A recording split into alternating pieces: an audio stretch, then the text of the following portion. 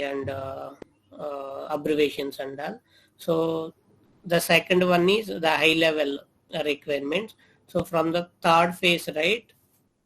So from third phase to sixth phase is related to the software team. So that what they do it in the each phase we will go through here.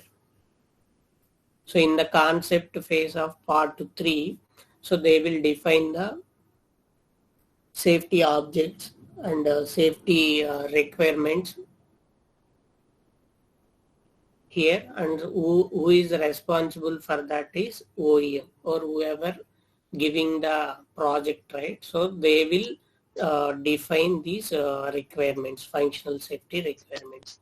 And in the part 4, so here related to the system, so high level system related requirements that they define it here, and who is responsible for that is, in some projects it's OEM and in some projects it's responsibility of supplier. And moving to the part, I think these both are same, so system and subsystem. And the next part 5 is related to the hardware. So what is the compatibility hardware to fit all these requirements? So that will be decided in the phase 5. So who is responsible for that is, so whoever is providing the PCB, right? So they are the responsible persons. And coming to the sixth phase, it's related to the software design. So in here we'll develop the software requirements and the responsible persons are suppliers. Sir, what is OEM, sir? OEM means original equipment maker.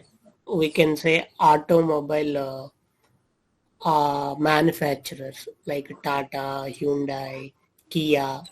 So they are original what manufacturers, right, of the vehicles. Okay. And also, So what they, is E by slash means the starting vehicle of the total system? here E E, slash. electrical and electronic actually. Okay. So it explains about the uh, electrical, I mean hardware Electrical related related stuff. systems. Yeah. Okay. Examples are like battery. Examples for this is it. Okay. That we will cover. We will cover that. We Okay, sir. have, I mean, once we done with this acyl decomposition method, we have a example actually. So we can correlate that. Okay, sir.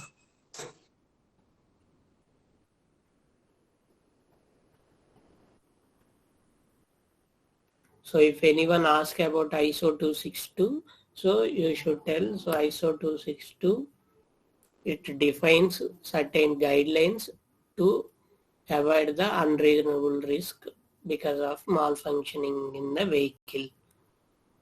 And we should tell like it's only considering these cases, and these cases are not considering, and it has 10 parts, and these 10 parts are dictionary to the guidelines. And from concept to phase 2, product development at a software level. So all these are handled by the software, mean the supplier. So the expectation of the interviewer is like whatever role we are doing, right? So whether that is fit into the which phase.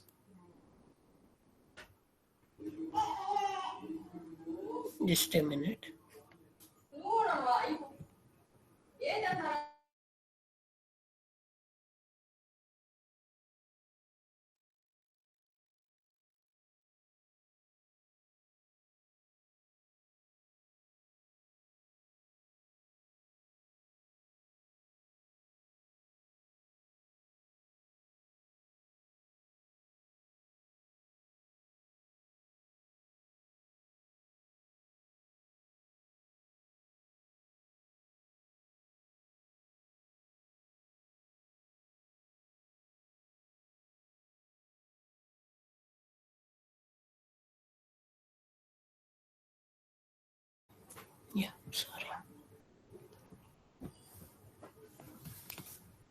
So next one we will discuss about ASIL. So ASIL stands for Automotive Safety Integrity Level. So it states that the level of the safety that particular ECU is dealing.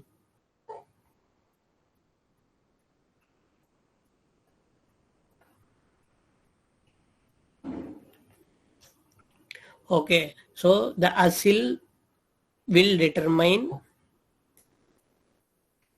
in the development phase. So ASIL levels are, it's 5 levels actually, the QM, ASIL A, B, C, D. So the QM means it's a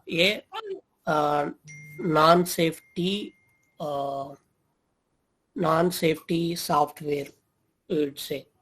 So from ASIL A onwards, the safety level will get start actually. So the ASIL D means it's more critical. So the ASIL A means it's less. I mean, it's just uh, a starting phase of the risk actually. So the more it goes, right, the risk level will get increased. That means it's very the software which deals, it's very crucial. Let's take example of a cluster, not cluster, infotainment. Let's take.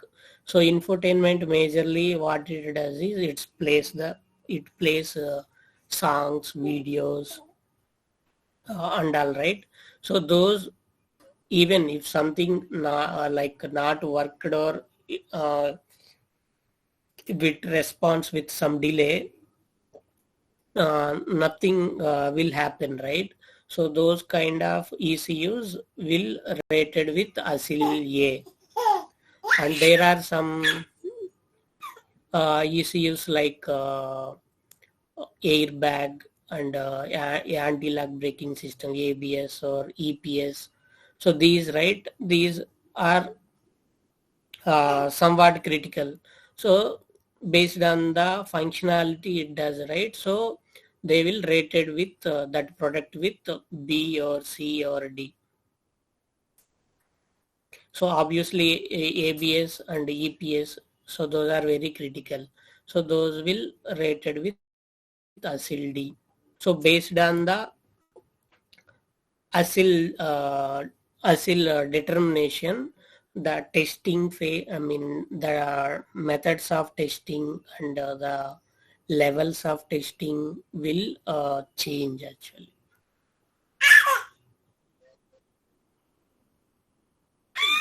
And to determine the ASIL, so mainly they will estimated based on these three functions actually. So those three are exposure, severity, and controllability. So what are these three? We'll see it in the next slide. So exposure means it's like how often that hazard or that situation can happen in a real-time vehicle. So that we call it as exposure. So again, this exposure factor divided into 4 levels. So E1, E2, E3 and E4. So E1 means it's very low probability. E2 means low probability. E3 means medium probability. E4 means high probability. So E1 means very low probability. That means that type of situation or problem can often very, very rare or once in a year. So if take low priority means E2 means it can happen few times in a year or few of the drivers might face. E3 means it's medium probability. So that type of situation might happen once in a month or twice in a month. And E4 means the high probability. Many times that kind of situations or problems might occur. So these are 4 levels in exposure function. So next one is severity. So severity means so how it impact. So what is the level of injury or harm to the person, driver or co-passengers or anyone. So again, severity also classified into 4 levels again. So S0 means no injuries. It's normal. And S1 means moderate injuries with like small damages to the pedestrians or drivers or passengers. The S2 means severe and life-threatening injuries.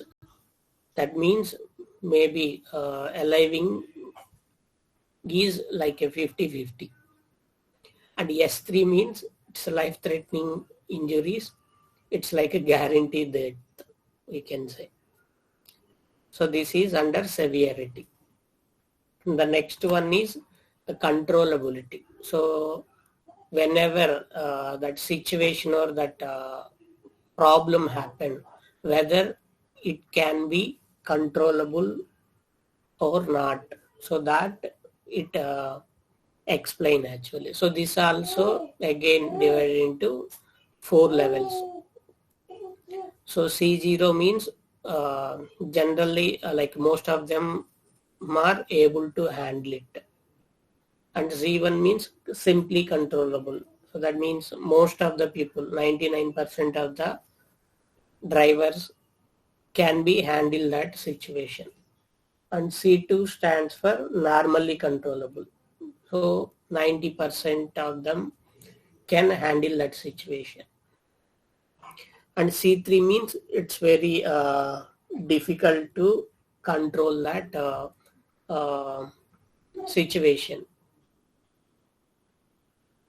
So based on these 3 factors, exposure, severity and controllability, so they will determine the ASIL level of that particular requirement. So for any requirement, no, so they will do these 3 things.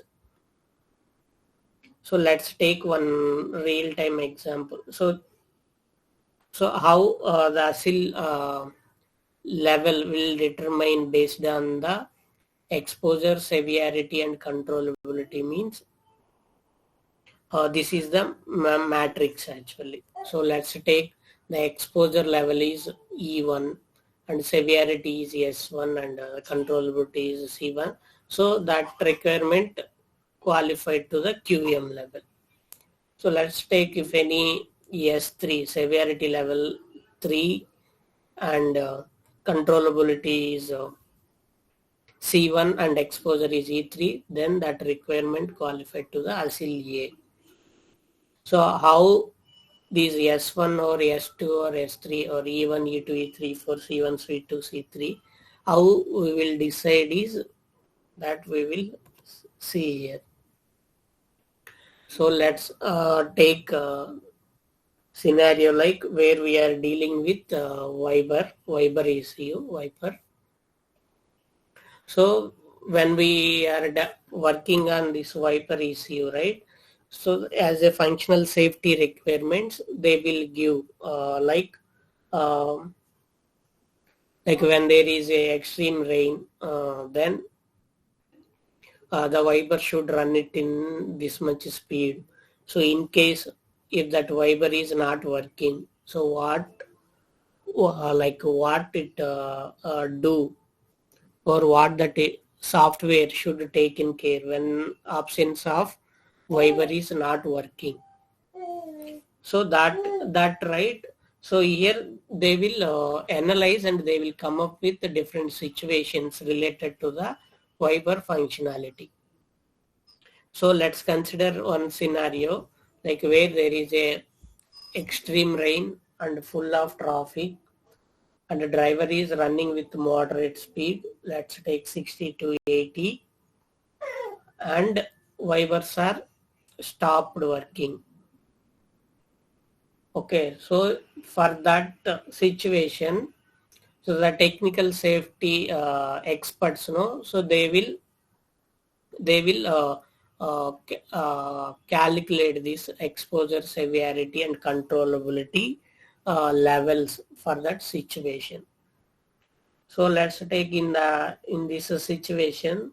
So what kind of injuries might expect is, in case if the driver going on medium speed, so it could uh, cause to the uh, injuries, critical injuries, and also there are chances that death also can happen, right? So that's why the severity they classified it as S3. And how often that situation might happen. So let's take there is no rain and wiper is not working. So in that case, that's not at all a problem. Or let's take there is rain, but the driver going on with a less speed. So in that case, the exposure might be a like different. So here the exposure by considering the above scenario, so the exposure level they finalize it as E2. So since it is a wet road and rain and it's raining heavily, so it's a critical. So that's why because of the wet road they classify it as E3. But because of extreme rain won't occur most of the time in a year, right? So it happen only in few instants, no? So that's why that scenario they uh, decided as a E2 level. So overall, no, the above situation they categorized as a E2 level. And the next functionality is controllable. So whether the above situation can control by the driver or not. So because of the heavy rain, so if the heavy rain is happening, so and in case if the driver doesn't having proper visibility, or if he is having some sight and all, so that and all cases, no, the controllability is difficult. So in case if the driver having good visibility and is good experience, so in that case maybe he can control that situation. So based on that, so they will finalize that controllability level as C2. So with these levels, right, severity with S3, exposure with E2 and C2. So if you see it in this matrix, S3, E2 and C2. So it qualified to the ASIL A. So that requirement they will classify it as ASIL A. And based on this ASIL, the testing methods and coverage types and all will get differ actually. So in the vector cast, you might have seen the coverage types like statement, branch, MCDC, MCC, right? So how you will decide what and all coverages you have to perform to that particular software means that is based on the ASIL level. I think you all aware, right, that coverage methods. Yes, sir. It's already done that session. Mean like based on the what we will decide the coverage.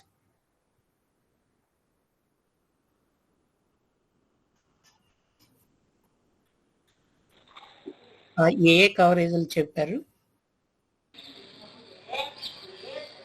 Sir testing coverages sir. Unit testing coverages.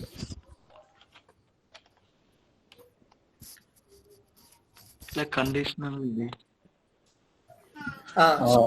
Ramkrishna is basically like we covered testing types.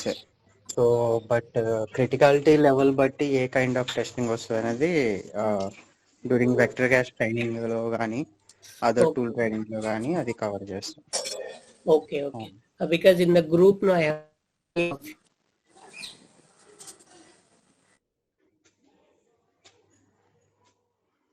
Sorry voice break అయింది. Conditions, so that's why I thought it was already covered. Okay, so now let's take if it is okay.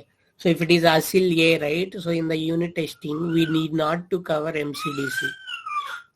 If we cover, okay, but it's not required actually, since ASIL A qualified to the less risk, we can categorize it as less risk. So in that case, only statement plus branch would be sufficient. Let's take if we are dealing with ASIL B compliant product. So in that case, we will do statement branch and MCDC. So in case if it is ASIL C, then MCC coverage add on. And for ASIL all, statement branch, MCDC, MCC all are mandatory in the unit testing level. Similarly, in integration qualification testing, the testing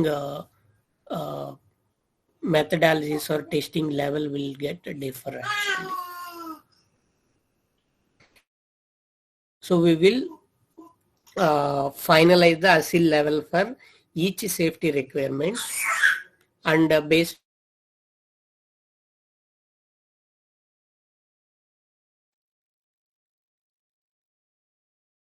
having more ASIL level, assigned to the whole software. That 5 are qualified to ASIL A, and 4 are qualified to ASIL B, and 1 is qualified to ASIL C. So then overall if we see, right, so that product qualified to the ASIL C. So that way you'll finalize the ASIL level to the particular product.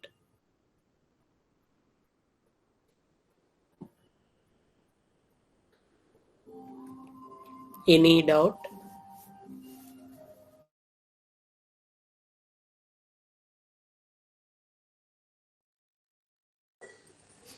Sir ఆ chart చూపిరా.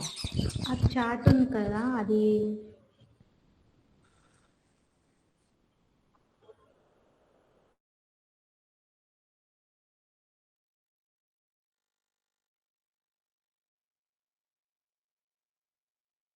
Hello sir.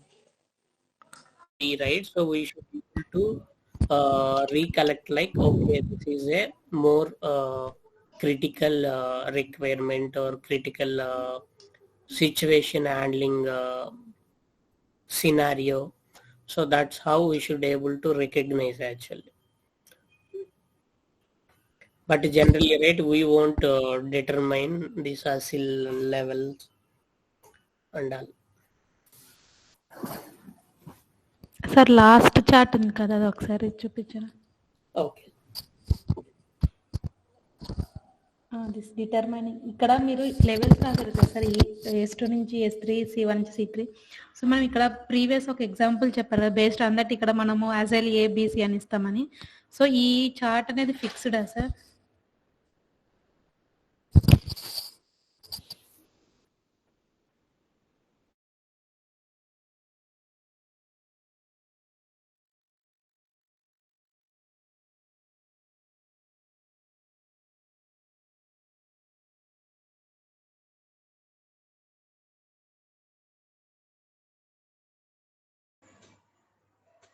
Hello, Ramkrishna, are you there?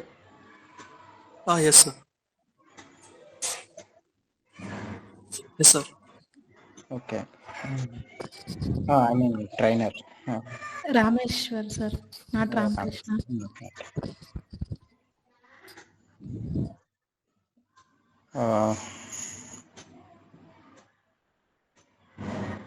Okay, basically ఆ table అయితే it is basically ISO standard document నుంచి fetch చేసింది అది. So until unless document కనుక change చేస్తే తప్ప అవి అయితే ఫిక్స్డ్ లెవెల్స్ అనేవి. సో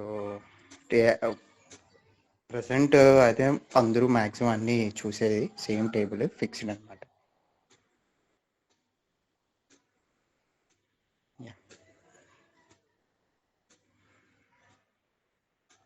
మేబీ రీజాయిన్ అవుతారేమో చూద్దాం. Sir based upon yes levels ఈ లెవెల్స్ అంటున్నారు కదా, లైక్ S3 E2 అప్పుడు అసలు సో అది మనకి ప్రీవియస్ గా అంటే ఎంత ఎఫెక్ట్ అవుతుందో ఆ ఎఫెక్ట్ ప్రకారం S3 C3 అవి తీసుకుంటారా? అవును, అదే ఇప్పుడు ఇందాక ఒక సినారియో చెప్పారు కదా, వైపర్ సినారియో. ఇది మనకు బెస్ట్ ఎగ్జాంపుల్ ఏంటంటే ఇప్పుడు మన లైఫ్ చూసుకోండి. ఇప్పుడు ఎర్త్ క్వేక్ వస్తే okay we can survive. Suppose Australia పడింది అనుకోండి, వి కాంట్ సర్వైవ్ కదా. So but it never happens. But ఏంటి అక్కడ ఏంటి లాస్ ఆఫ్ లైఫ్ అనేది 100% ఉన్నా, సో వెరీ రేర్ సినారియో కానీ అది అక్కరవ్వదు. సో అలాంటి కేసెస్లో ఏం చేస్తారంటే దాన్ని క్లాసిఫికేషన్ అనేది లోకి తీసుకొస్తారు. సో మనకి ఏంటంటే ఇష్యూ అనేది అక్కర్ అవ్వాలి. If it is very frequent అయినప్పుడు దాన్ని హై క్రిటికాలిటీలోకి తీసుకొస్తారు.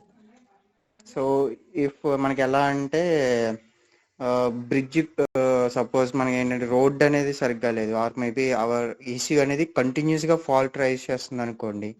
సో అటువంటి సినారియోస్ని మనం హై క్లాసిఫికేషన్కి తీసుకొస్తాం. But very rare scenario maybe loose connection అనేది అన్నిసార్లు జరగదు, అప్పుడప్పుడు జరుగుతాయి. వాటిని లెవెల్ అనేది సివియారిటీ లెవెల్ని కొంచెం తక్కువ తీసుకొస్తారు అన్నమాట.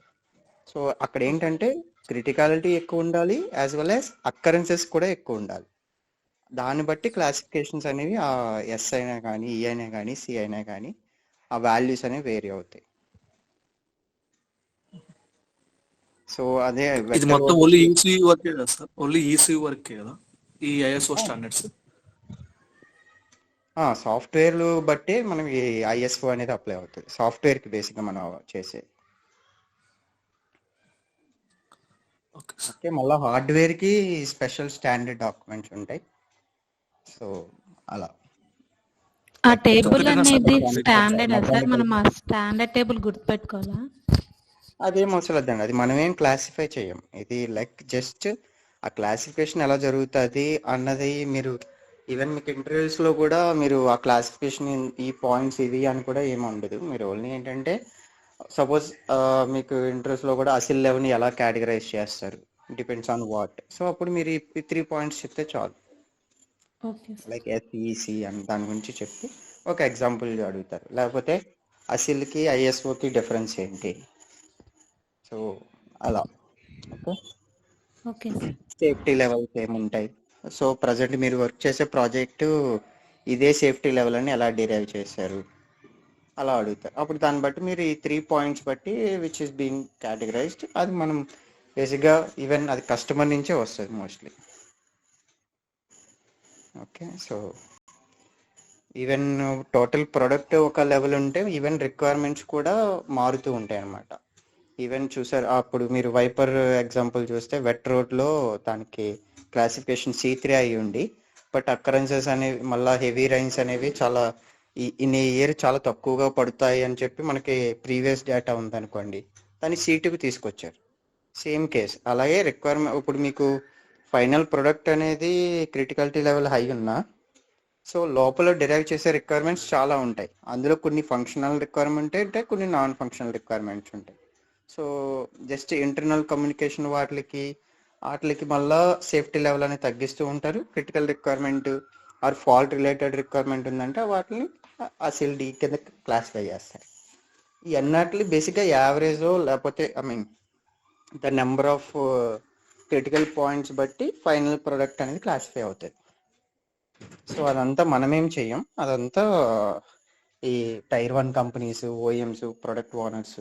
సో బేసిక్గా కస్టమర్ అనుకోండి, కస్టమర్ నుంచి మనకు అక్కడ ఓన్లీ ఏంటంటే మనకి ఇన్ఫర్మేషన్ ఇది. ఆ ఇన్ఫర్మేషన్ బట్టి వాట్ కైండ్ ఆఫ్ టెస్టింగ్ చేయాలి or what kind of coding standards మనం డెవలప్మెంట్కి ఫాలో అవ్వాలి. అంటే ప్రతి ఇఫ్కి ఎల్స్ బ్లాక్ ఉందా, అంటే ఈ సినారియో ఫెయిల్ అయితే సిస్టమ్ ఎలా బిహేవ్ చేయాలి అన్నది మనం డెవలప్ చేయాలి. సేమ్ అదే కేసు టెస్టింగ్లో కూడా. ఓకే, ఈ సినారియో అనేది ఆల్వేస్ పాజిటివ్ సినారియో రాకపోతే నెగిటివ్ సినారియో ఉన్నప్పుడు సేఫ్టీ మెకానిజం అనేది సాఫ్ట్వేర్లో ఉందా లేదా అని టెస్టింగ్ టీం వాళ్ళు టెస్ట్ చేస్తారు. సో అట్లా అన్నమాట ఇది. ఓకే, జాయిన్ అయ్యారా ఆయన?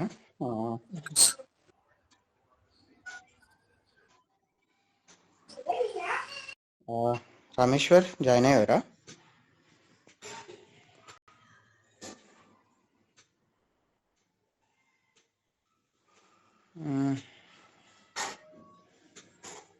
చూస్తున్నా కనబడి ఎగ్జిట్ అయ్యారు. ఓకే, ఇంకేమైనా డౌట్స్ ఉన్నాయా? Okay, can you hear me now? Yeah. Okay. I think I lost the connection.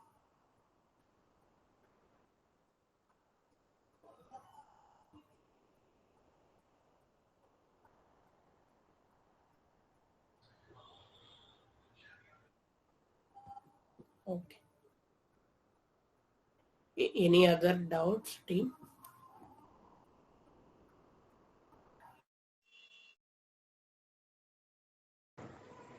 Rameshwar, బేసిక్గా వాళ్ళు ఆ కేటగరైజ్ చేసిన లెవెల్స్ అనేవి ఫిక్స్డా? సో అవి హ్యాస్ టు బి రిమెంబర్డ్ అని చెప్పి అడిగారు. మీరు ఏమైనా ఇన్పుట్స్ ఇవ్వాలంటే అసలు లెవెల్స్ అనేవి ఏబిసిడి అనేవి ఫిక్స్, కానీ ఏ రిక్వైర్మెంట్ లేదు. ఏ ప్రొడక్ట్ రిలేటెడ్ టు ఏ లెవెల్ అనేది అది ప్రాజెక్ట్ డెవలప్మెంట్ ఇనిషియల్ ఫేజ్లో డిసైడ్ చేస్తారనమాట. సో ఆ సిల్ లెవెల్ని బట్టి మనం డెవలప్మెంట్ కానీ సాఫ్ట్వేర్ డెవలప్మెంట్ టెస్టింగ్ అనేది డిపెండ్ అయి ఉంటుంది.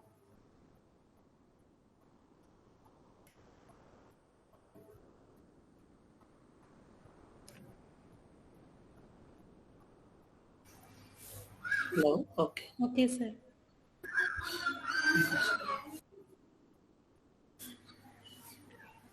Move on to the next topic is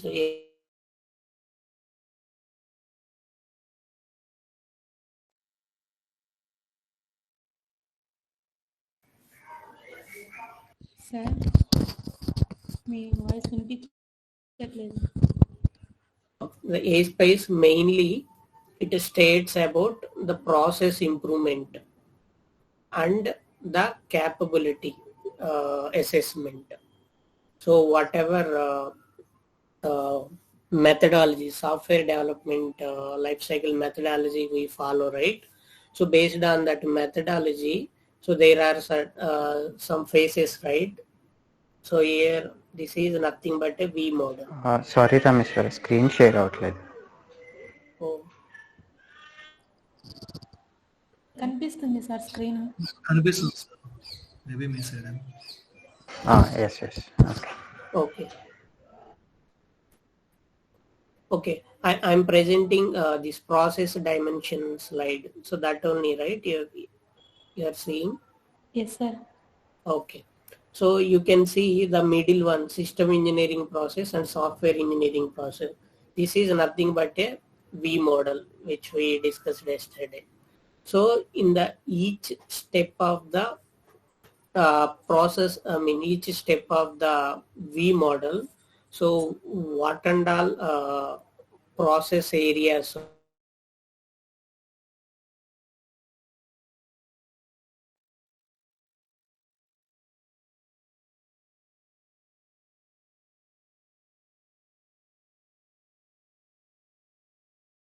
process the followed by the project team. So they will OEMs will assess that what level of A-Spice process is used or followed to that project, and they will give rating from L0 to L5, level 0 to level 5. So this is like A-Spice, it is like it tells that to what kind of process should do to that project, and again that is based on the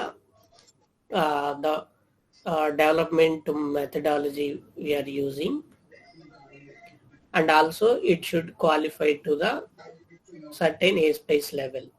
So based on this A-space level only, OEMs will accept that product actually. So while giving the project, so OEMs or customer, whoever giving the project, they will tell that, so the product which you are dealing is A-space level 2 compliant project.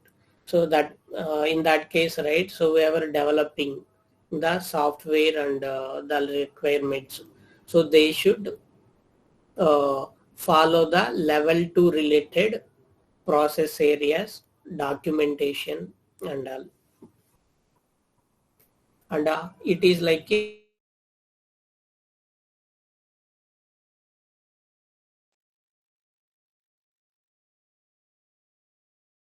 and the capability levels, and also it the different best practices to achieve these A-space levels.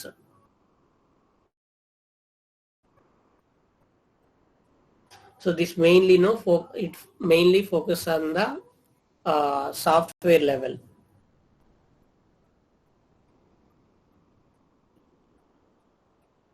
So the A-space the structure, right, they divide the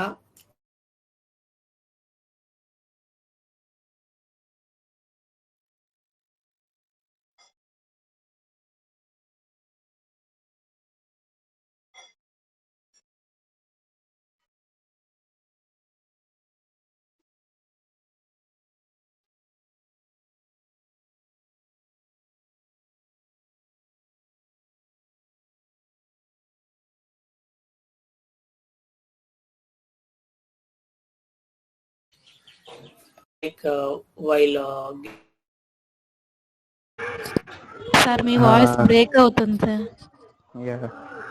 Rameshwar, even there are many breaks, voice breaks.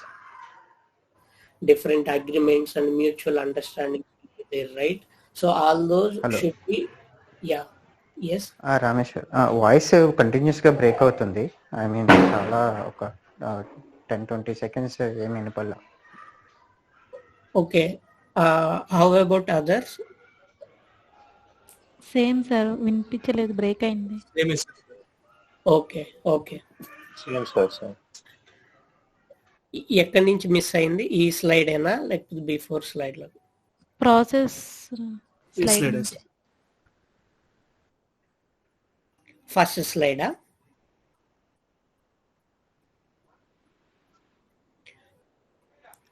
Okay, I will repeat from this slide. So A-space ఏం చెప్తుందంటే, A-space the software and system related process improvements and capability levels ఎలా achieve చేయాలి అనేది A-space describe చేస్తుంది. So the process improvement areas ఏంటంటే ఇవి V model areas. So in the V model కొన్ని వచ్చేసరికి సాఫ్ట్వేర్ రిలేటెడ్ ఏరియాస్ ఉంటాయి, కొన్ని వచ్చేసరికి సిస్టమ్ రిలేటెడ్ ఏరియాస్, కొన్ని మేనేజ్మెంట్ రిలేటెడ్, కొన్ని ఏమో మార్కెటింగ్ రిలేటెడ్, కొన్ని వచ్చేసరికి ల్యాబ్ టెక్నీషియన్ రిలేటెడ్, కొన్ని వచ్చేసరికి other suppliers. So A-space will categorize all these groups like this, and each process group should document or should follow what and all things that it describes actually. So all these things it's explaining to so like whenever it the process or that thing, right, whenever assessed by the OEM, so they will give the certificate particular product. Okay, this product is certified with ASPICE L2 level, L4 level, L5 level. So what are those levels? We will see it in the upcoming slides. So here in this structure, no, any doubt?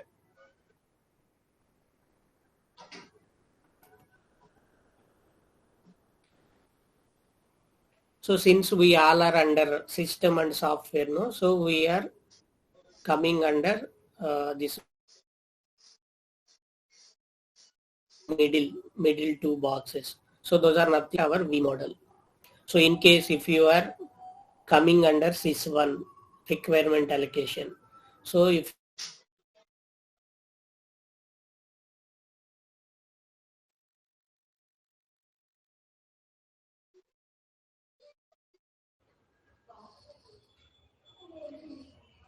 additional attributes or factors you should consider. So all those the ASPICE document, no, they will describe for SIS1 what and all best practices we should do it. And similarly, in case if we are a unit tester, so for SWE4, so when we are dealing with SWE4, right? So for each test case should be mapped to the software detailed design requirement, and each test case should have a traceability with coding or SDD. So like this, few certain practices it tells. So those things we should consider and follow it in our project. That's it.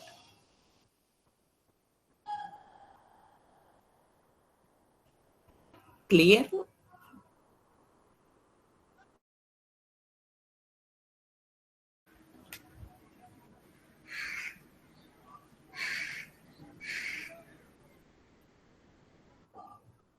So ఇక్కడ capability levels, so L0 to L5 అన్నాం కదా. So L0 అంటే ఏంటి? So L0 అయితే ప్రాజెక్ట్లో ఏమేమి లేకపోతే L0 ఇస్తారు, అది ఇక్కడ చూద్దాం. So L0 means incomplete process. So ఆ సాఫ్ట్వేర్ లేదా ఆ ప్రాజెక్ట్లో ఏ ప్రాసెస్ ఫాలో అవ్వలేదు. అంటే నిన్న ఏం చెప్పాము, ఇక్కడ SIS1 రిక్వైర్మెంట్స్ని బట్టి SIS2 రిక్వైర్మెంట్స్ వస్తాయి. SIS2 రిక్వైర్మెంట్స్ బేస్ చేసుకొని ఇక్కడ సిస్టమ్ క్వాలిఫికేషన్ టెస్ట్ అనేది టెస్ట్ కేసెస్ రాస్తారని చెప్పాం కదా. సో ఈచ్ రిక్వైర్మెంట్ ఇన్ SIS2ని బట్టి ప్రతి రిక్వైర్మెంట్కి ఒక టెస్ట్ కేసు ఉండాలి SIS5లో. సో అలా ఫాలో అవ్వలేదు అంటే అది it's come under level 0, incomplete process. Like ర్యాండమ్గా SIS2లో ఒక 100 రిక్వైర్మెంట్స్ ఉంటే SIS5లో ఫర్ సపోజ్ 10 టెస్ట్ కేసెస్ రాశారనుకోండి. So that not good, right? So that we cannot say like it's effective test cases or testing we are performing. So in that case, so the assessor, right, OEM or audit team, auditors, so they will check actually. So they will open this SIS2 wherever we maintain in the requirement management tool, and they will check or they will ask us where is the test case to that particular requirement. Show it to me, or show the test report for this particular requirement. So that time we should able to show the test case related to that particular requirement. In case if we are not tested or not shown to them, no, so then they will mark it as okay, this project not followed process for SIS2 to SIS5 area. So like this they will categorize, and again for each level again we will have a different levels. Let's take, you just missed the traceability between SIS2 to SIS5, but SWE2 to SWE5 if you achieve, no, so then they will give for SIS2 one rating and for SWE2 different rating. So they will give rating to the each phase, okay, and based on the overall phase rating, no, they will decide the level, whether it is level 0 or level 1, level 2. So level 0 means no process is implemented or established in the project. So in case level 1 means like basic process is established, or one way, like one directional traceability is established. One way means it is like see here, system architecture design will derive based on the SIS2, and similarly SIS5 also derive based on the SIS2. So here if you see SIS2 having a 2-directional traceability, and similarly SIS3 also. SIS3 is input to the SIS4 and SV1. So like this, in case if we not followed,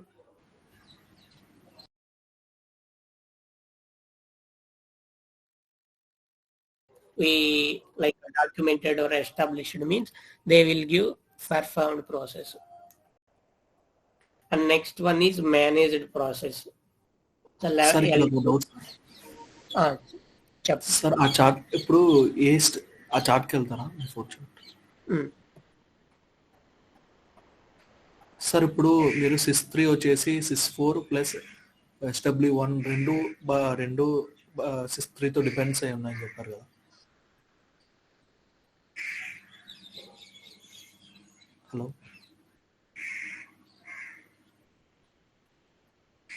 hello చెప్పండి. SIS3 వచ్చేసి system architecture design ఉంది కదా, so అది వచ్చేసి SIS4 SW1 ఈ రెండు inputs వచ్చేసి దీనికి ఈక్వల్ అవ్వాలి కదా. కరెక్ట్ చేసేది బేస్డ్ ఆన్ SIS3 అన్నమాట. సో అదే సార్, అది మనకి ఎలా తెలుస్తుంది సార్? ఇప్పుడు సిస్టమ్ 2 వచ్చేసి సిస్టమ్ 5 అంటున్నారు, సో సిస్టమ్ 3 వచ్చేసి 2 అంటున్నారు, సిస్టమ్ 1 ఎలా తెలుస్తుంది అంటారా? ఎలా తెలుస్తుంది అంటే మనం వి మోడల్ ఫాలో అవుతున్నాం కదా. సో వి మోడల్లో మనకి ప్రతి స్టెప్ కూడాను it depends on, it derived from the above step, and based on the current step the testing will decide, right? If we see the V model, so ఇక్కడ మీరు చూసారంటే ఇక్కడ SIS2 సరే present SIS3 అడిగారు కదా. So SIS3 అవ్వగానే ఏం చేస్తారు, system integration and integration test వాళ్ళు టెస్ట్ కేసెస్ రాసేస్తారు కదా రిక్వైర్మెంట్స్ బట్టి. సో అలాగే SV1 సాఫ్ట్వేర్ రిక్వైర్మెంట్ అనాలిసిస్ వాళ్ళు రిక్వైర్మెంట్స్ కావాలి కదా, వీళ్ళు సాఫ్ట్వేర్ రిక్వైర్మెంట్స్ కన్వర్ట్ చేయాలి కదా. సో కన్వర్ట్ చేయాలంటే వీళ్ళకి రిక్వైర్మెంట్స్ ఎక్కడి నుంచి వస్తాయి, సిస్టమ్స్ నుంచి వస్తాయి. సో ప్రతిదీ కూడాను 2 ways లో డిపెండెన్సీ ఉంటుంది. Okay sir, got it.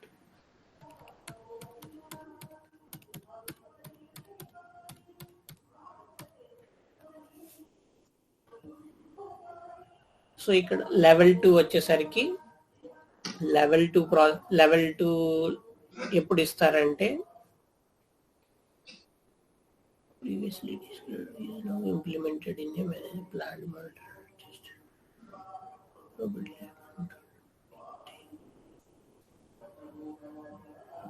Okay, in case present ఆ ప్రాజెక్ట్ కనుక ప్రీవియస్గా లెవెల్ 1 ఇచ్చే లెవెల్ 1 నుంచి ఏమైనా ఇంప్రూవ్మెంట్స్ చేశారనుకోండి, ఏమైనా ఇంప్రూవ్మెంట్స్ చేసుంటే అప్పుడు దానికి లెవెల్ 2 సర్టిఫై చేస్తారనమాట. తర్వాత లెవెల్ 3. సో లెవెల్ 3 అంటే ఆల్మోస్ట్ అన్ని ప్రాసెస్ ఏరియాస్ కవర్ చేసుంటే లెవెల్ 3 ఇస్తారు. సిమిలర్లీ ప్రిడిక్టబుల్ ప్రాసెస్ అంటే okay, met the expectation. So ఏవైతే డిఫైన్ చేసామో అవన్నీ ప్లస్ బెస్ట్ ప్రాక్టీసెస్ అని చెప్పుంటారు కదా, సో అవి కూడా ఫాలో అయితే లెవెల్ 4 ఇస్తారు. లెవెల్ 5 అంటే మోర్ దెన్ ఏవైతే ఏ స్పేస్ చెప్పిందో వాటికంటే ఇంకా ఎక్కువ చేసి ఉంటే దానికి ఇన్నోవేషన్ ప్రాసెస్ లెవెల్ 5 అనేసి ఇస్తారు. సో ఇప్పుడు ఈ లెవెల్స్ ఎలా డిసైడ్ అవుతాయి అంటే, ఇలా ప్రతి ఏరియాకి, ప్రతి ఇక్కడ ఉంది కదా SIS1, SIS2, SIS3 to SWE6, so ప్రతి ఏరియాకి స్కేల్ ఇస్తారు, రేటింగ్ స్కేల్. సో N అంటే నాట్ అచీవ్డ్, అంటే ఏమీ చేయలేదు అందులో ప్రాసెస్ రిలేటెడ్. సో ఇక్కడ ఏ స్పేస్ చెప్పేది అంతా కూడాను ప్రాసెస్ రిలేటెడ్ మాత్రమే. సో కోడింగ్ అయింది, అవుట్పుట్ వచ్చింది, అంతా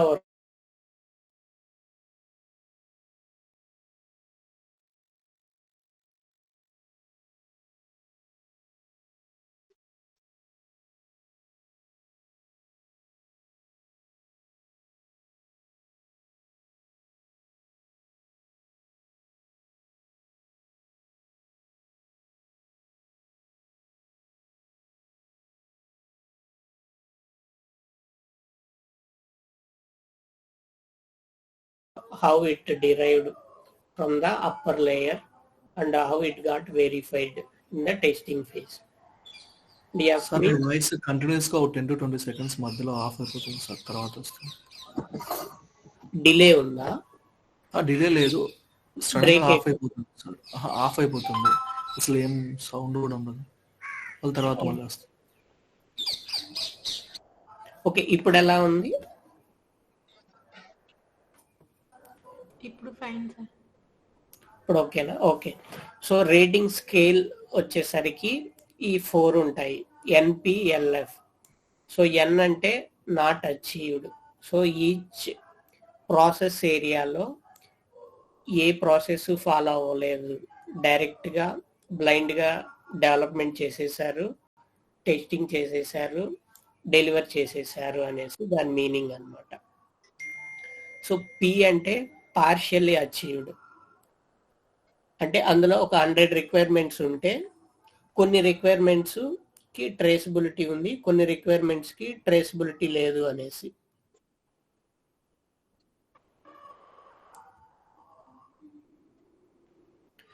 లార్జ్లీ అచీవ్డ్ అంటే most of the requirements or most of the requirements having bidirectional traceability and also evidence of done. And F stands for fully achieved. So complete evidence traceability anta establish chesunte fully achieved anesi rating istaru annamata. Sir rating testing life cycle కదా sir? లేదు, మొత్తం development ఇక్కడ SIS1 నుంచి SIS5, SWE1 నుంచి SWE6.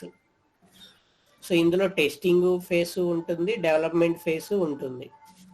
అంటే రెండు simultaneous గా పట్టిస్తారా rating? ఎలా అంటే ఇప్పుడు ప్రాజెక్ట్ అయిపోయింది అనుకోండి, డెవలప్ చేసేసారు, టెస్టింగ్ చేసేసారు, ఇంకా నెక్స్ట్ ఫేజ్ ఏముంటుంది, డెలివర్ టు ద కస్టమర్ అనేది నెక్స్ట్ ఫేజ్ కదా, ప్రాజెక్ట్.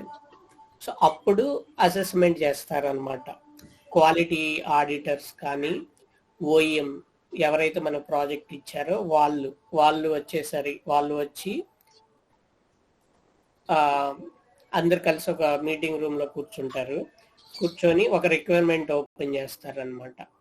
ఎలాగా SWE1 లో సాఫ్ట్వేర్ రిక్వైర్మెంట్ అనాలిసిస్ అని ఉంటుంది కదా, ఆ గ్రూప్ లో ఉన్న రిక్వైర్మెంట్స్ ఒకటి ఓపెన్ చేసి దీనిని దేని బేస్ చేసుకొని డిజైన్ చేసావు, ప్లస్ దీనికి టెస్ట్ కేస్ ఏది, టెస్ట్ రిపోర్ట్ ఏది అని అడుగుతారు. సో అప్పుడు సాఫ్ట్వేర్ టీం వాళ్ళు ఉంటారు కదా, సో వాళ్ళు చూపించాలి, ఇదో నేను SIS3లో ఈ రిక్వైర్మెంట్ని బట్టి నేను దీన్ని రాశాను, ప్లస్ ఈ రిక్వైర్మెంట్కి మేము చేసిన టెస్ట్ కేసు ఇది అనేసి చూపిస్తారు అనమాట, దాని టెస్ట్ రిపోర్ట్ ఇది అనేసి. దాన్ని బట్టి ఇంకా రేటింగ్ ఉంటుంది.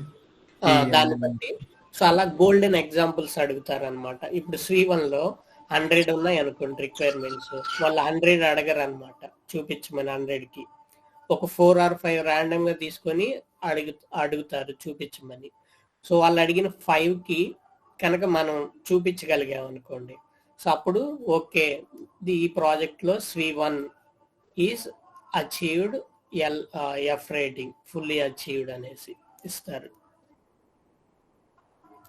సో అలా నాట్ అచీవ్ అంటే మళ్ళీ ఏమన్నా చేస్తారా? ఏంటి ఇప్పుడు ఒకవేళ నాట్ అచీవ్ వచ్చింది అనుకోండి ఫర్ ఎగ్జాంపుల్, సో అది మళ్ళీ రీడిజైన్ టెస్టింగ్ చేస్తారా, లేకపోతే ఎలా ఉంటుంది సార్? టెస్టింగ్ ఏముండదు ఇక్కడ, ఇదంతా కూడాను ప్రాసెస్ రిలేటెడ్ కదా ప్రాబ్లము. అంటే ఇప్పుడు నాట్ అచీవ్డ్ అంటే కొంచెం బ్యాడ్ గా, అవును, క్వాలిటీ లెస్ అని, క్వాలిటీ తక్కువ కన్సిడర్ చేయరు కదా అవి. కరెక్ట్ చెయ్యరు. సో అప్పుడు మనకి టైం ఇచ్చి ఇంప్రూవ్మెంట్ చేయమని చెప్తారు, స్పైస్ ప్రాసెస్ ఇంప్రూవ్మెంట్ చేయమంటారు. అంటే మళ్ళీ రీడిజైన్ చేస్తారు ఎలా డెవలప్ చేయాలి. డిజైన్ ఏం చేయరు, దీనికి మ్యాపింగ్ అంటే C1 నుంచి SIS3కి ట్రేసబిలిటీ, సేమ్ C1 నుంచి C6కి ట్రేసబిలిటీ అప్పుడు క్రియేట్ చేస్తారు అనమాట. అంటే చెప్పాలంటే ఏంటంటే రివర్స్ ఇంజనీరింగ్ చేస్తారు అప్పుడు రాలేదు అంటే. ఎందుకంటే మళ్ళీ మనం కోడింగ్ టెస్టింగ్ ఇవన్నీ చేయకుండా జస్ట్ ఉన్నదాన్నే మ్యాప్ చేసేస్తారు అనమాట. సో ఇదంతా ఎందులో జరుగుతుంది అంటే రిక్వైర్మెంట్ మేనేజ్మెంట్ టూల్స్ ఉంటాయి. సో అందులో SIS1 అనేసి ఉంటుంది. ఆ SIS1లో ఇవి హై లెవెల్ రిక్వైర్మెంట్స్ అన్నీ ఉంటాయి. SIS3లో ఆర్కిటెక్చరల్ డిజైన్ రిక్వైర్మెంట్స్ అన్నీ ఉంటాయి. సో ప్రతి రిక్వైర్మెంట్ కూడా ఒక ఐడి ఉంటుంది అనమాట. సో మనం ఏం చేస్తాం, C1లో ఫర్ సపోజ్ 1 అనే రిక్వైర్మెంట్ రాసామనుకోండి, ఆ 1 రిక్వైర్మెంట్ ప్రాపర్టీస్లో ఏం చేస్తామంటే this 1 requirement is derived from so and so, అంటే SIS3లో రిక్వైర్మెంట్ ఐడి ఉంటుంది కదా, ఆ ఐడి మెన్షన్ చేస్తారనమాట. సిమిలర్గా ఆ 1 అనే రిక్వైర్మెంట్కి టెస్ట్ కేసు రిక్వైర్మెంట్ నెంబర్ అనేసి ఒక 10 అయితే 10, అంటే C6లో టెస్ట్ కేసెస్ కూడాను ప్రతి టెస్ట్ కేసుకి ఒక ఐడి జనరేట్ అవుతుంది. సో ఐడి నెంబర్ ఇస్తారు ఇక్కడ.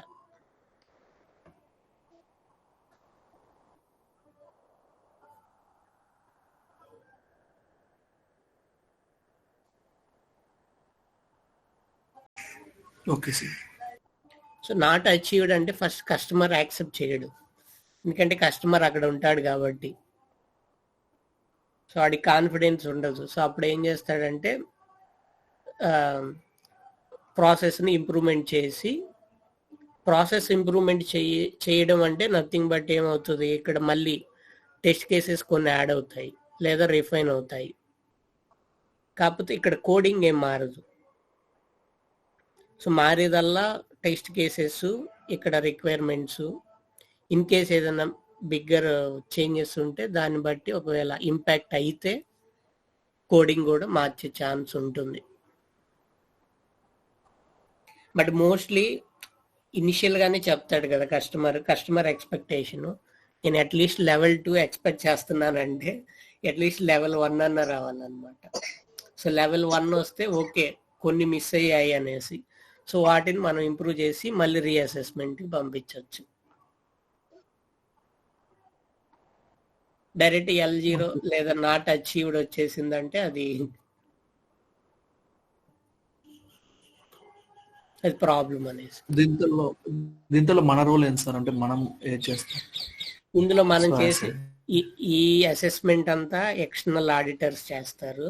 సో మన రోల్ ఏంటంటే first where are we in this group అనమాట. ఫర్ సపోజ్ నువ్వు యూనిట్ టెస్టర్ అనుకో, నువ్వు ఎక్కడ ఉంటావు C4.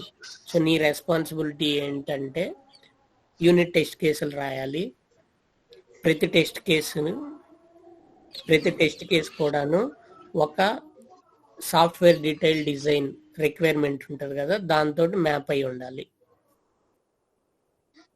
అంటే నువ్వు టెస్ట్ అంటే కేసు ఇప్పుడు SW3 to SW4 SWE3 to SWE4 traceability maintain చేయాలి. సో నువ్వు ప్రతి టెస్ట్ కేసుకు కూడాను ఇన్పుట్ దేన్ని బేస్ చేసుకొని నువ్వు టెస్ట్ కేసు రాస్తున్నావు అనే ఎవిడెన్స్ నువ్వు చూపించగలిగితే okay, SWE4 is fully achieved in that project అనేసి వచ్చేస్తుంది. ఒకవేళ SWE5 హ్యాండిల్ చేస్తున్నావు అనుకో నువ్వు, సో SWE5 హ్యాండిల్ చేస్తుంటే సో SWE2లో ఉన్న అన్ని రిక్వైర్మెంట్స్కి టెస్ట్ కేసెస్ రాసావా లేదా, టెస్ట్ రిపోర్ట్స్ ఉన్నాయా లేదా, వాటిని లింక్ చేసావా లేదా, రిక్వైర్మెంట్ మేనేజ్మెంట్ టూల్లో ట్రేసబిలిటీ చేసావా లేదా అనేసి అది చెక్ చేస్తారు. సిమిలర్గా SWE6 అనుకోండి, లేదా SWE1 హ్యాండిల్ చేస్తున్నారు అనుకోండి, ఇందాక చెప్పినట్టు SWE1లో ఉన్న ప్రతి రిక్వైర్మెంటు ఆ SIS3లో ఉన్నదానికి SWE6లో ఉన్నదానికి రెండిటికి మ్యాప్ అయి ఉందా లేదా చెక్ చేస్తాడు. చెక్ చేసి అంతా ఓకే అయితే ఓకే, ఇంక అందులో ఏం ప్రాబ్లం లేదు. సో ఇది ఎలా అంటే ప్రాజెక్ట్ లెవెల్ అన్నమాట. సో ఈవెన్ అందులో కూడాను నువ్వు ఒకవేళ SWE4 చేస్తున్నావు అనుకో, SWE4 చేస్తున్న హోల్ ప్రాజెక్ట్కి నువ్వు ఒక్కరవే చెయ్యరు కదా, సో గ్రూప్ ఉంటుంది అగైన్. సో ఆ గ్రూప్లో మళ్ళీ మేబీ ఈచ్ మెంబరు ఒక 10 డాట్స్ అలా స్ప్లిట్ చేసుకుంటారు. సో ఒకవేళ నువ్వు అంటే ఏ అనే క్యాండిడేట్ ఫాలో అయ్యాడు ఫుల్ ప్రాసెస్, బి ఫాలో అవ్వలేదు అనుకోండి, సో అది ఓవరాల్గా ప్రాజెక్ట్ మీద ఇంపాక్ట్ అవుతుంది.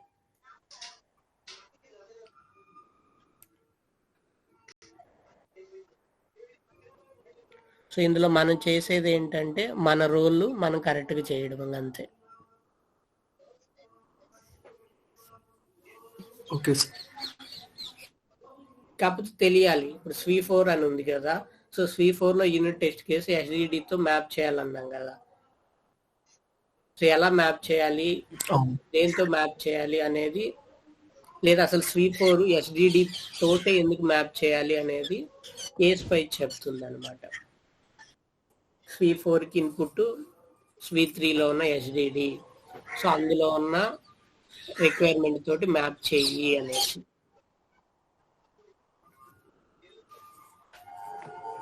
ఇప్పుడు SWE4 వచ్చి fully depends upon SWE3.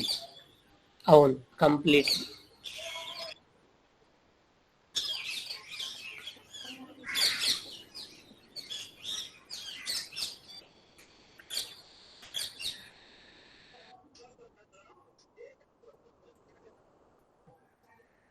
So దీంట్లో SWE3లో అన్నీ వస్తాయి కదా, క్వాలిటీ సంబంధించింది ఇందాక మీరు డిస్కస్ చేశారు కదా. సో S3 కానీ E3 కానీ, సో అవన్నీ మొత్తం డిపెండ్స్ అయి ఉంటాయా ఏ మొత్తం ఈ మోడల్లో? SWE3లో ఇప్పుడు SWE3 తీసుకున్నాం సార్, ఇప్పుడు SWE4 వచ్చేసి యూనిట్ టెస్టింగ్ అంటారు. So unit testing depends upon SWE3. So SWE3 బట్టి మన టెస్ట్ కేసెస్ తీసుకున్నాం. ఫర్ ఎగ్జాంపుల్ మీరు ఇందాక ఒక ఎగ్జాంపుల్ చెప్పారు కదా, సో క్లైమేట్ వైపర్ది, సో అవి కూడా ఇప్పుడు SWE3లో ఫర్ ఎగ్జాంపుల్ ఆ ప్రాజెక్ట్ వైపర్ది చేస్తూ ఉంటే, సో మనం వచ్చేసి ఫాలో అవ్వాల్సింది స్టాండర్డ్స్ లైక్ ఇందాక మీరు అసిల్ అవి చెప్తుంది కదా, సో అవి ఫాలో అవుతూ మనం యూనిట్ టెస్ట్ కేసెస్ రాస్తామా? లేదు, అవి ఆల్రెడీ ఇక్కడ పైన సిస్టమ్ రిక్వైర్మెంట్ అనాలిసిస్ అని ఉంది కదా, అక్కడ వస్తుంది అనమాట సేఫ్టీ రిక్వైర్మెంట్స్ అని. సో సిస్టమ్ రిక్వైర్మెంట్స్లో 2 టైప్ ఆఫ్ రిక్వైర్మెంట్స్ వస్తాయి. ఒకటి కస్టమర్ ఇచ్చే direct requirements, plus functional requirements, functional safety requirements. అవి కస్టమర్ డైరెక్ట్గా చెప్పడు, కానీ వాళ్ళు ఇచ్చే రిక్వైర్మెంట్స్ని బట్టి ఆ SIS2 లెవెల్లో ఉంటారు కదా, ఆ పీపుల్స్ ఫంక్షనల్ సేఫ్టీ రిక్వైర్మెంట్స్ని కూడా ఇస్తారనమాట. సో ఇక్కడ SWE3 హ్యాండిల్ చేసేవాడు ఉంటాడు కదా, వాళ్ళకి ఏంటంటే అన్ని రిక్వైర్మెంట్సే, ఫంక్షనల్ సేఫ్టీదైన రిక్వైర్మెంటే, కస్టమర్దైన రిక్వైర్మెంటే, అన్నిటికీ ఇంప్లిమెంట్ చేసేయాల్సిందే.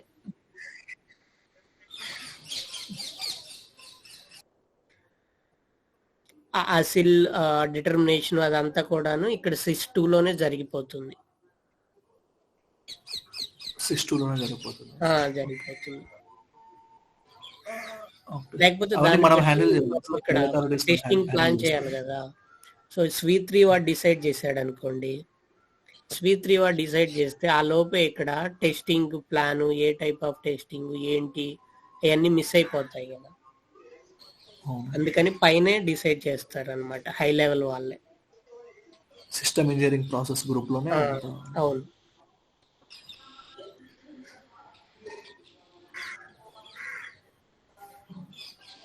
ఓకే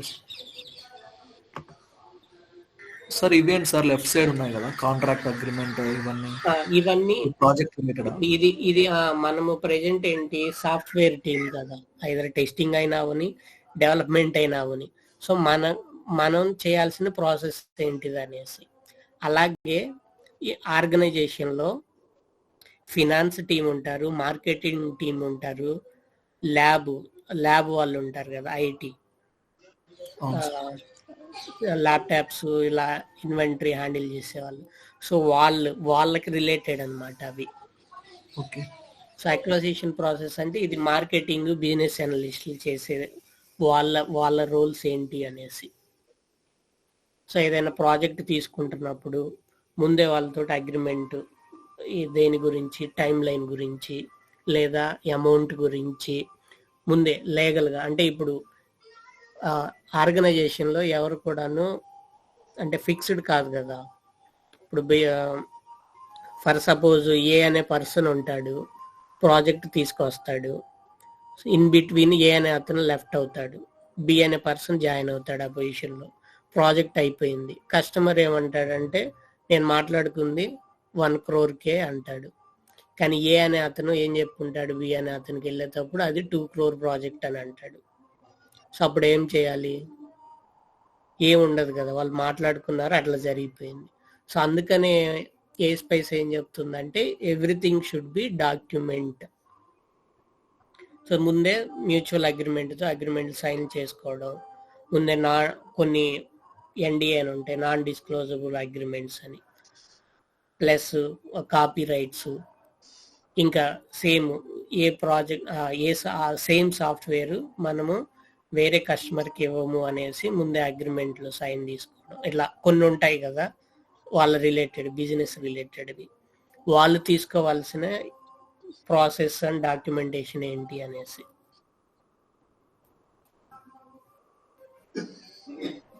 అలాగే క్వాలిటీ టీం తీసుకోవాల్సినవి ఏంటి, ప్రాసెస్ ఏరియాస్, సపోర్టింగ్ ప్రాసెస్ అంటే మ్యాన్ అంటే అది హై లెవెల్ మేనేజ్మెంట్ వాళ్ళు, అలా అన్నమాట. Okay sir.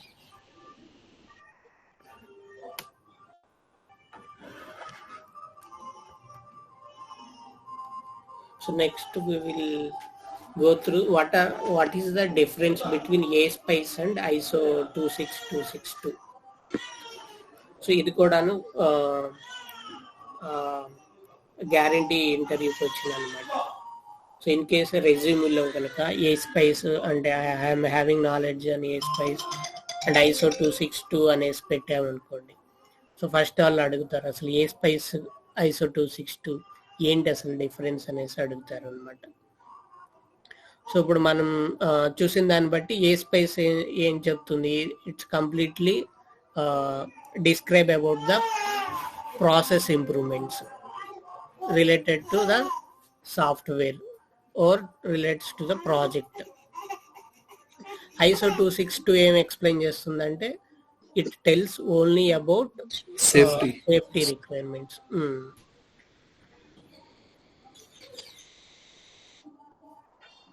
And similarly ASPICE ఏం చెప్తుందంటే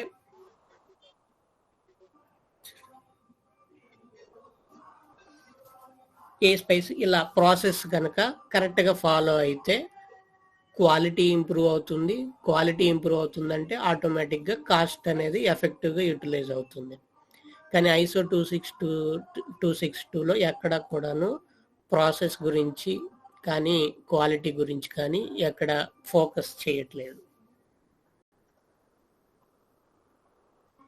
ప్లస్ ఏ స్పేస్ అనేది ఏంటంటే it focuses on the project level. So each ప్రాజెక్ట్కి డిఫరెంట్ రేటింగ్ ఉంటుంది. కానీ ఫంక్షనల్ సేఫ్టీ వచ్చేసరికి అది ఆర్గనైజేషన్ లెవెల్లో జరుగుతుంది అనమాట.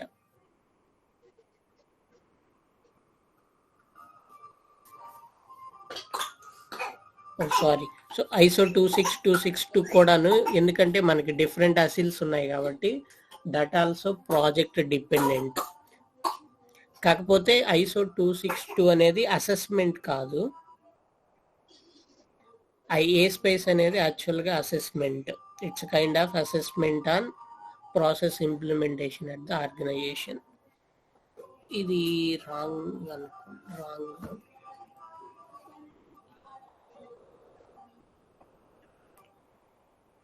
So ISO 26262, it focuses on the safety requirements on the project level or organization level.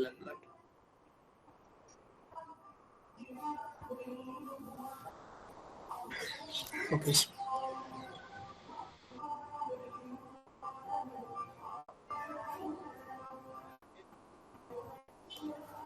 ఏమైనా డౌట్స్ ఉన్నాయా ఇందులో? ఏ స్పేస్ కానీ ఐసో 262 కానీ అసిల్ కానీ?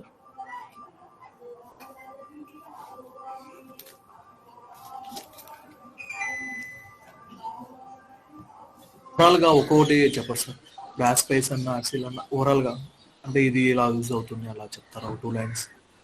ఓకే, సో అసలు రియల్ టైం లేదా మనం వర్క్ చేస్తున్నా. Okay, summary.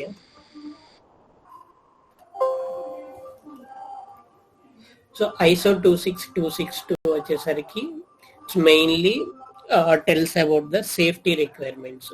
సో ఏ ప్రోడక్ట్ అయినా లేదా ఏ ప్రాజెక్ట్లో అయినా మనం వర్క్ చేస్తున్నప్పుడు ఏదైనా అన్ఎక్స్పెక్టెడ్గా జరిగితే మన ప్రాజెక్ట్ యొక్క బిహేవియర్ ఏంటి అనేసి, ఎలా ఉండాలి అనేది ఐసో 26262 చెప్తుంది. నెక్స్ట్ ఆ రిస్క్ లెవెల్, ఆ ప్రోడక్ట్ యొక్క రిస్క్ లెవెల్ అనేది based on the Aseel decide చేస్తుంది. అది అసిల్ రోల్. ఏ స్పైస్ వచ్చేసరికి మన ప్రాజెక్ట్ యొక్క క్వాలిటీ అండ్ ప్రాసెస్ ఎంత, అంటే ప్రాసెస్ ఫాలో అవడం అంటే ఏంటంటే ఈచ్ స్టెప్ను కూడాను కేర్ఫుల్గా ఎనలైజ్ చేసి ఇంప్లిమెంట్ చేసి టెస్టింగ్ చేసినట్టు అనమాట. సో మనం ప్రాసెస్ ఫాలో అవ్వలేదనుకో ప్రతి రిక్వైర్మెంట్కి, సమ్ టైమ్స్ ఏమవుతుందంటే కొన్ని రిక్వైర్మెంట్స్కి ఇంప్లిమెంటేషన్ మిస్ అయ్యే ఛాన్స్ ఉంటుంది, కొన్నిటికి టెస్టింగ్ కూడా మిస్ అయ్యే ఛాన్సెస్ ఉంటుంది. ఇంకా కరెక్ట్గా ఎగ్జాంపుల్ చెప్పాలంటే కొన్ని కేసెస్లో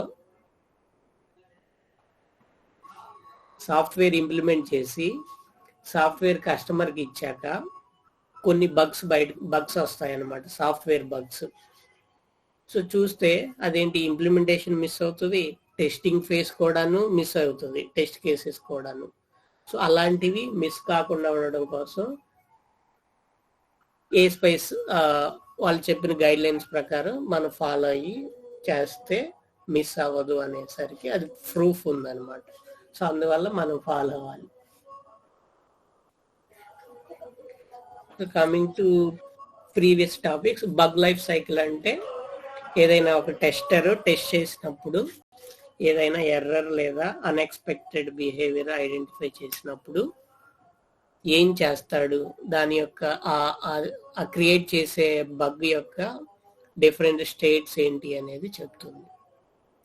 అండ్ వి మోడల్ వచ్చేసరికి అసలు మన ప్రోడక్ట్లో ఏవి డిఫరెంట్ ఫేసెస్ లేదా డిఫరెంట్ స్టేజెస్ ఏమేంటివి, ఎక్కడ ఎంట్రీ టు ఎగ్జిట్ అనమాట, ఏమేం జరుగుతుంది అనేది వి మోడల్ చెప్తుంది. So STLC mainly concentrate on testing.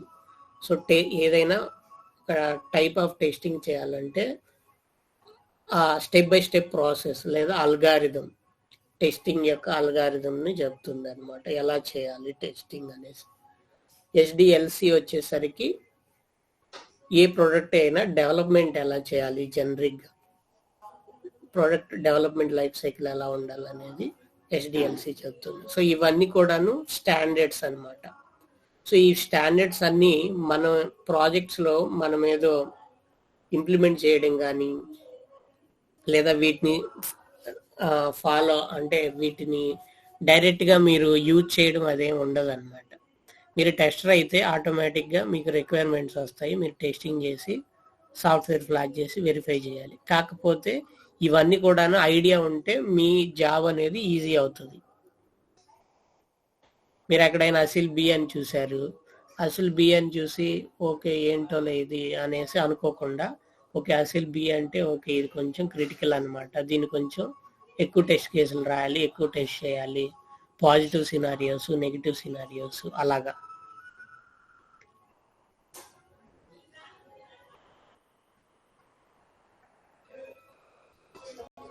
Sir ఈ అసిల్ అస్పై రెండు వచ్చేసి ఫంక్షనల్ సేఫ్టీ ద్వారా వస్తాయి కదా?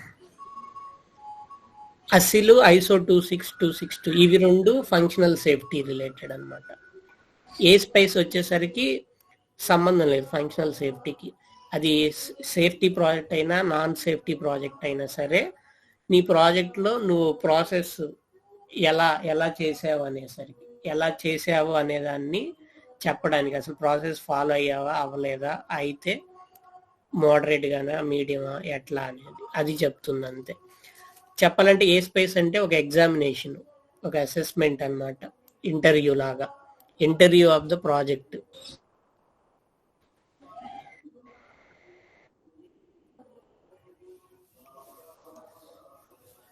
ఇన్ కేస్ ఒకవేళ మీరు నాన్ సేఫ్టీ ప్రాజెక్ట్ అనుకోండి, ఫంక్షనల్ సేఫ్టీ అంటే నాన్ క్రిటికల్ ప్రాజెక్ట్ అనుకోండి, అప్పుడు మనకి ఈ ఐసో 26262 అసిల్ ఇవి రెండింటితో పని ఉండదు. ఇక ఈవెన్ కొన్ని ప్రాజెక్ట్స్ ఈవెన్ ఏ స్పైస్ కూడాను ఫాలో అవ్వని ఉంటాయి.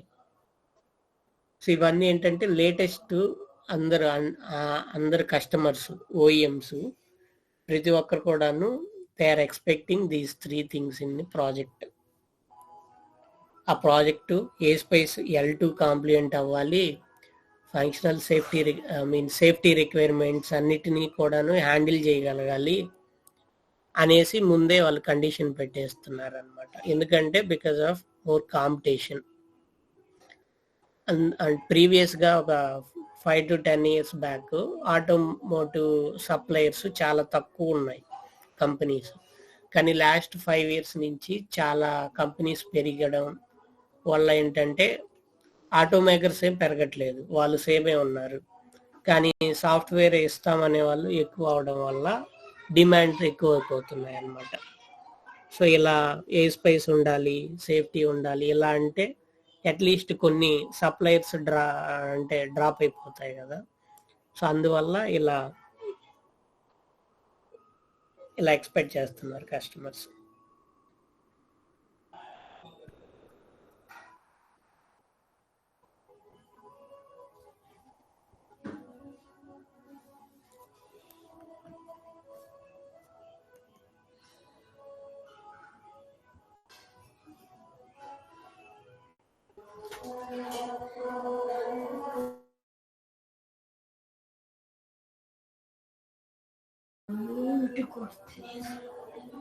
ఇంకేమైనా ఉన్నాయా డౌట్స్?